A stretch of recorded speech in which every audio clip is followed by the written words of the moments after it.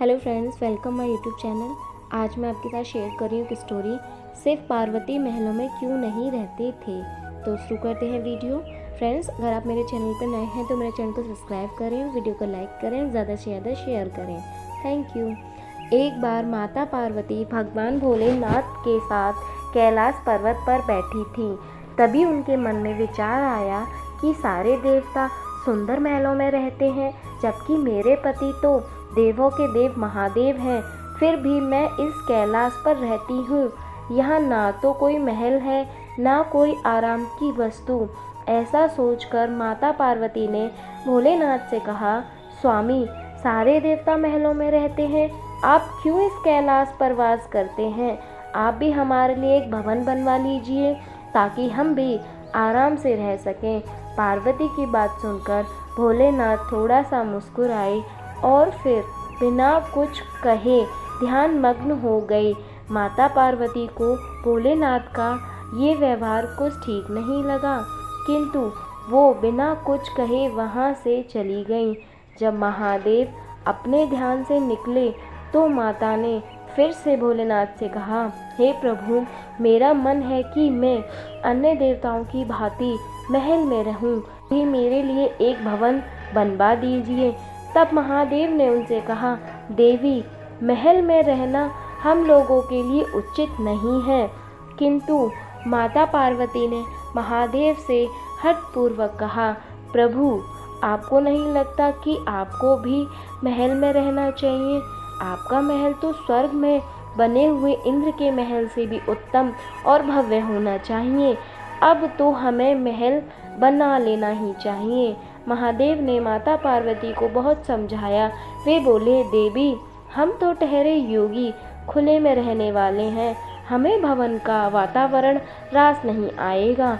हमें तो महल में भी चैन ही नहीं मिलेगा, क्योंकि महल में रहने के बड़े नियम और बंधन होते हैं।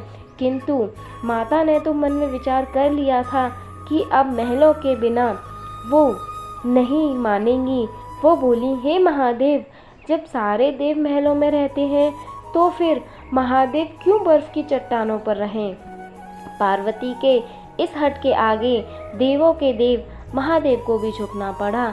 तब उन्होंने इस कार्य के लिए स्वर्ग से विश्वकर्मा जी को बुलवाया और उन्हें ऐसा महल बनाने को कहा जो तीनों लोकों में किसी का ना हो।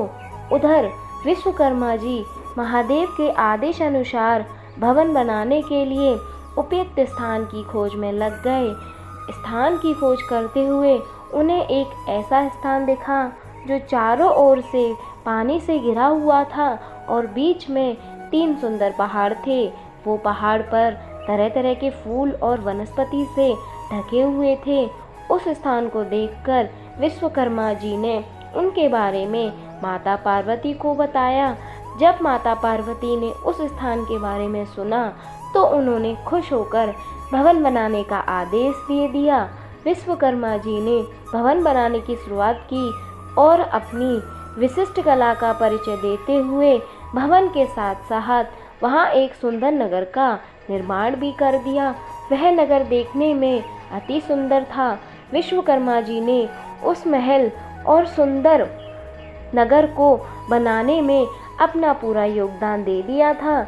जब उस महल को माता पार्वती ने देखा तो उनकी प्रसन्नता का ठिकाना ना रहा। उन्होंने विश्वकर्मा को धन्यवाद देते हुए उनकी बहुत प्रशंसा की। विश्वकर्मा माता पार्वती और भोलेनाथ को प्रणाम करके अपने लोक को चले गए। घर बनवाने का कार्य तो पूर्ण हो चुका था। अब माता ने महादेव से कहकर गृह प्रवेश का शुभ मुहूर्त निकलवाया। गृह प्रवेश के समय ऋषि विश्वा आचार्यत्व आ गया था। सभी देवता भी उस समारोह में आए हुए थे। उसने भी उस महल को देखा। वही आश्चर्यचकित होकर उसकी प्रशंसा कर रहा था। वास्तव में वह भवन बना ही अद्भुत था। गृह प्रवेश विधि के पूर्ण होने के बाद महादेव ने आचार्य से दक्षिणा मांगने को कहा तो विश्वा ने मना कर दिया। वे बोले, प्रभु, क्या कोई भक्त अपने भगवान से कुछ मांगता है? ऐसा करके तो मैं पाप का भागी बन जाऊंगा। मुझे कोई दक्षिणा नहीं चाहिए। यह कहकर ऋषि विश्वा जाने लगे तो महादेव ने कहा, ऋषिवर, आपको दक्षिणा तो लेनी पड़ेगी।